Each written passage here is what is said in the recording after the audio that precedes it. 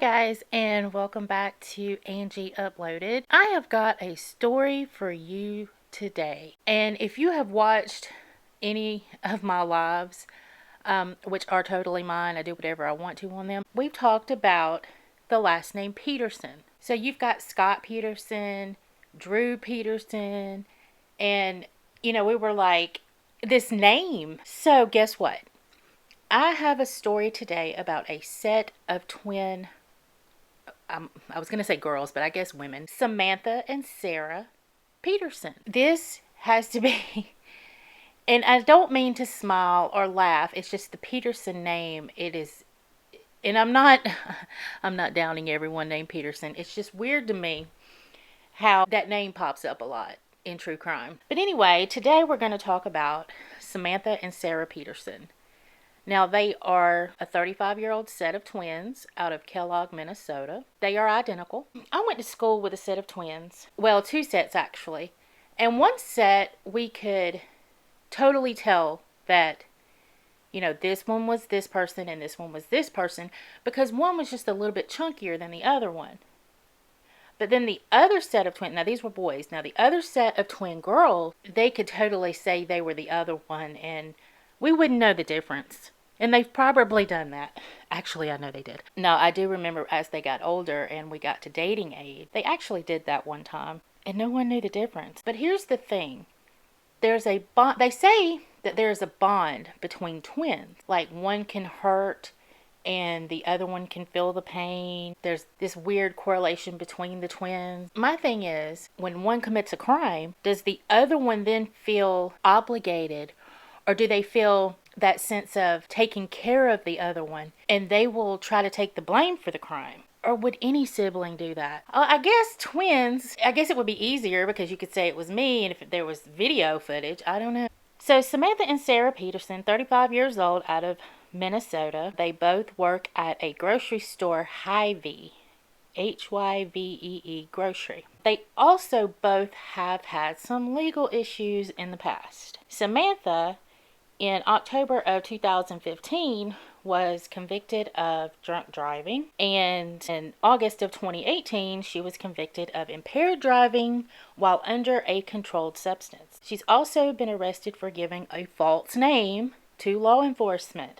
Wonder who that name was. Sarah was convicted in 2022 for conspiracy to distribute a controlled sub, and she was sent to prison for a little bit and currently on parole. So during all of this, remember that Sarah is on parole. So 4 months after she gets out of prison, actually on September the 25th of 2023, around 8:30ish in the morning, Samantha was driving her silver SUV. She's driving down a country road and she collides with an Amish horse and buggy. Now, the impact was so great that the buggy flew into a ditch and it K'd, YouTube's rules, it K'd the horse automatically. Now, there were two children on board that lost their lives. There was an 11-year-old and a 7-year-old that lost their lives. And a 13-year-old had to go to the hospital with facial injuries, a 9-year-old with broken shoulder, internal injuries, bleeding to the brain, and a concussion. So you've got two who are now deceased, and you've got two in the hospital with some major injuries. Samantha called 911, and right after that, she called her sister Sarah. Now, Sarah arrived at the crash scene and told the police that she was the one driving. Samantha tells the police that she had just arrived on scene. Witnesses told the police that the driver was a blonde woman wearing a Hy-Vee shirt, so a uniform shirt. Samantha was wearing a red shirt looking like the Hy-Vee uniform. Now, Sarah was wearing a black coat and black leggings, but then changed into a black tank top. They also said that there's another blonde here, but she basically showed up out of nowhere. And when police asked Sarah for her identification, she said it was in the back of the black SUV. So let's tie this together. Samantha is the one that had the crash. She called her twin sister Sarah to arrive. Sarah is trying to take the fall here. But now Sarah drives a black SUV and her identification is in the back of the black SUV. So the cops ask her, why is your identification in the back of the other SUV? Sarah tells them, well, we changed cars for the day. So Sarah admitted that it was actually her vehicle, the black one, but they had switched cars for the day. Sarah also said she didn't feel she did anything wrong, but does know that people lost their lives and she will have to live with that for the rest of her life. But here's the kicker. The officer left a recorder and walked away, and Samantha and Sarah kept talking. Sarah can be heard saying, I think one of the guys is on to me, but I don't really care, and there's no way that he would ever know the difference between the two of us, so they can't tell. So after hearing the recording, the investigators knew they had lied, and Samantha had actually been driving during the crash. Sarah Peterson was driving the motor vehicle, and after a variety of, checking out the situation, they later on believed that Samantha Peterson was the driver. This is when they began looking for the evidence to prove Samantha was actually the driver. Now, mind you, Sarah was on parole. Remember that. So why would she try taking the fall for Sam? Well, the investigators had went up to the Hy-Vee grocery store and spoken with management. And the management said that this is probably because when Sarah went to prison, Samantha took care of her children. So that was an interesting thought. But y'all, I got kicker number 2. Y'all ready for kicker number 2? Samantha also made another phone call. So she called the Human Resources Department of Hy-Vee, and she said, I effed up. I just K'd, YouTube's rules, 2 Amish people. They were little ones. I just hit an effing buggy and I'm not sober. I'm actually high. I'm on rhymes with the Beth, YouTube's rules. What was she thinking? Like, calling Human Resources and actually saying this. So, according to some court documents, there were more messages to incriminate Samantha. So, a friend had texted Samantha about the crash, not knowing that Samantha was involved. The friend says in the text, this little girl got K'd today.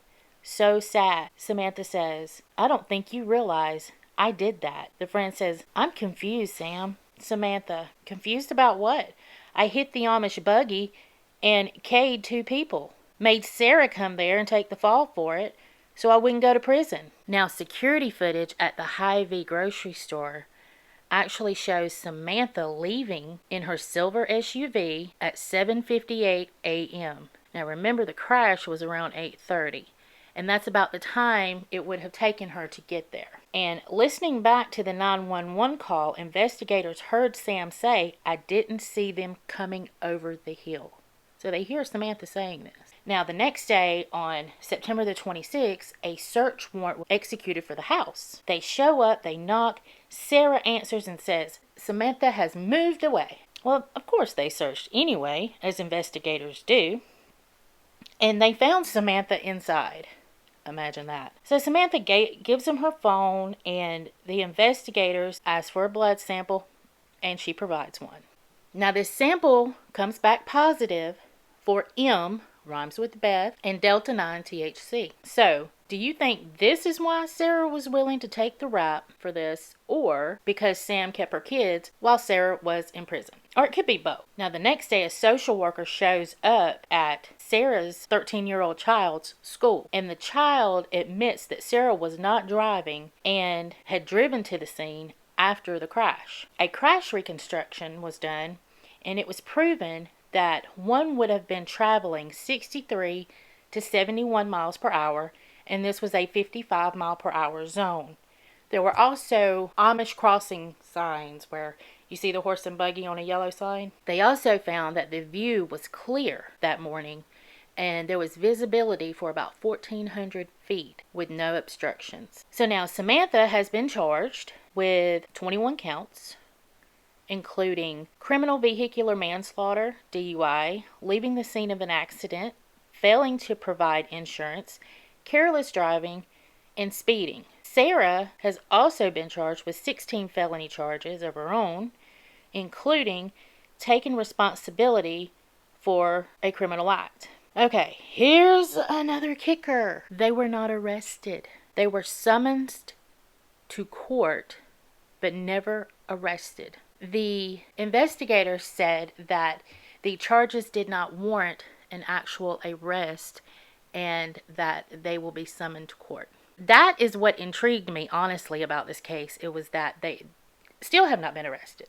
So Samantha has made her first court appearance. That was March the 25th, 2024, at the Fillmore County Courthouse. And it was just an arraignment, and her next court date will be June the 3rd, 2024. Sarah has also made her first court appearance, and she ended up with a conditional bond of $0 as long as she submits to random drug screenings, avoids alcohol and non-prescription drugs, and maintains contact with the probation officer. So they both get to go home until there's a next court appearance, but the charges did not warrant a arrest. That is very confusing to me. I'm sorry. I've never seen anything like that. I've seen people go to jail on lesser charges. So here's my thing, and I'll continue to keep up with this story and let you know where we go from here. But what do you think about this? You know, first of all, I'm curious about the twin aspect as to why Sarah would take the blame for Samantha. Okay, was it because that Samantha took care of Sarah's children while she was in prison? Was it because Sarah knew that Samantha had things that in her system that should not be there, and that they would come out in a blood sample, which they did? Is it both? Or is it that twin aspect of, I've got to take care of you? I'm very curious as to what you guys think about that. And like I said, I will continue to keep you all updated as this moves forward. But as it stands right now, there is no one in jail, and 2 people have lost their lives, and this is one family, and 2 little ones were hurt. My understanding, they are doing better, and that is good. There has been a GoFundMe set up as time of filming, and I will link that below, for the Amish family to assist with things that they need. So again, that will be linked below. God has helped us, and he knew we needed Hannah. She flew, I'm not sure how far, on the pavement, and the angels were protecting us. She had blood on the brain, concussion head, fractured skull. She had a fractured pelvic, a fractured arm, a broken leg. And there she sits? There she sits. Wow. She's doing amazing. And the community is a lot larger than I ever imagined, because of the people outside of the Amish pitching in and helping in a lot of different ways. Let me know your thoughts, guys, and I will see you on the next one.